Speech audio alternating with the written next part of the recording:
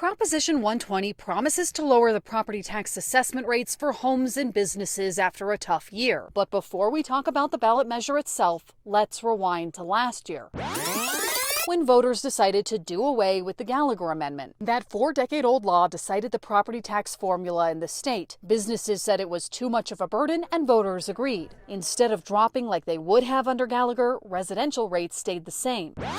Fast forward through COVID, and housing prices have skyrocketed, meaning higher assessment rates and therefore higher property taxes. So in February, a conservative group came up with a ballot measure to lower those rates. On the ballot for this Denver 7 Election 360, the group behind the measure, an apartment association that supports it, a teachers group that opposes it, fire districts, and 2 state senators who will explain how a law they passed changes things. Across the board, you're talking double-digit increases to your property value, but also your property taxes. Michael Fields from Colorado Rising State Action helped craft the ballot question and says property taxes are getting out of control. We thought everybody needs a break right now. Prop 120 promises to permanently drop the residential assessment rates from 7.15% to 6.5%, and commercial assessment rates from 29% to 26.4%. It's a $1 billion tax cut, both residential and commercial side. But there's a complication, and it comes in the form of a new law. While Prop 120 supporters were working on ballot language and collecting signatures, Gallagher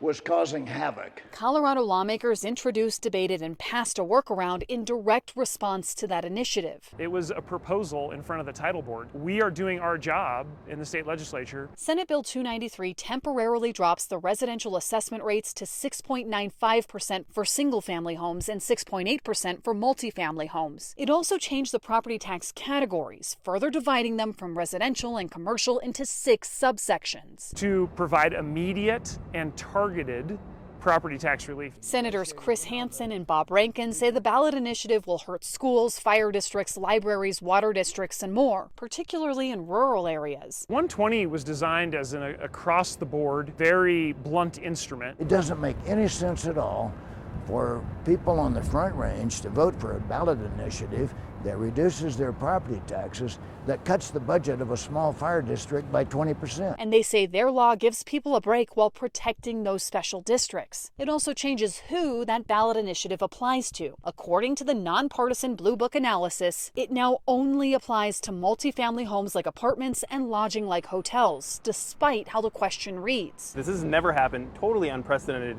in Colorado, where legislature, before somebody got to vote on something, changed it. Michael and supporters of Prop 120 are fighting back, promising to sue the state if the ballot initiative passes so that it cuts taxes as intended. But even he admits it definitely makes it complicated, because everywhere I'm going to try to get support, I have to say, well, we're not sure what's going to happen. Still, this group is pushing for people to vote yes. We do think we will ultimately win legally, even if the lawsuit is unsuccessful. If Prop 120 passes, multifamily homes will see a savings, and that could help renters. Property tax hits us all. If you've got a roof over your head, you're paying property tax one way or the other. But when property taxes go up, rent payments go up, and when they go down, they go down. Drew Hamrick from the Colorado Apartment Association says with how expensive rent is becoming, particularly in the metro area, it's always a good thing to reduce the taxation on housing. So he supports the ballot measure. In small fire districts, budgets are already tight. Foothills Fire and Rescue operates on just $1 million a year. You're managing 5 different facilities, 23 pieces of apparatus. The money doesn't go as far as you'd think it would. And they're not alone. We live on a shoestring budget, and we do what we can with what we have. We just had to rebuild one of our engines rather than having it replaced. We're now seeing a very significant increase in demand for services. We're already cutting as many corners as I think we can. These fire chiefs are worried the potential lawsuit could be successful, so they're imploring people to vote no. Think about when you call 911,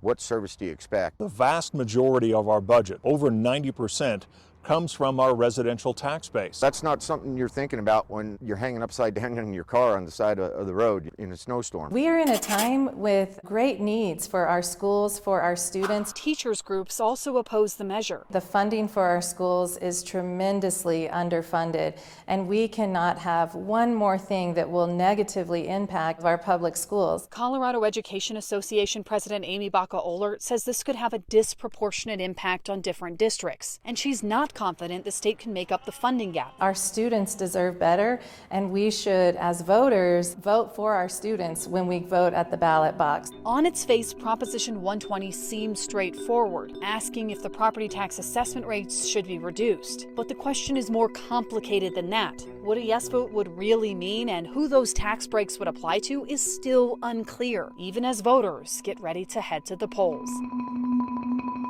Megan Lopez, Denver 7.